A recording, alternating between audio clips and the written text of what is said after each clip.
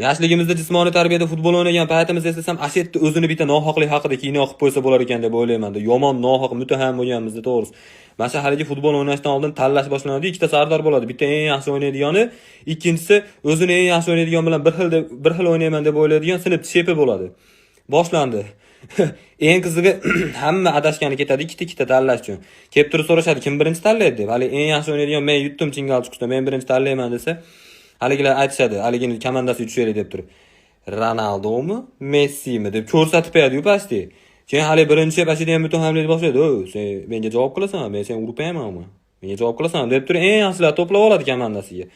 Haligi eng yaxshi o'ynaydigan bitta o'zi o'ynab futbolda oxirida 4 turib tugatgandan keyin ustoz kelib yomon qila bilasizmi? Har doim ustozlar bitta gap bor, do'stlik g'alaba qozondi deb qo'yadi. Qanaqa do'stlik g'alaba qozonadi? Ana 4 turgan gol uchun 4 ta joyda kalta ishini bilib turib ham yutdi. Hech yo'q, siz xursand qilib qo'ying, senlar komanda yutdi deb. Yo'q, unaqa narsa yo'q.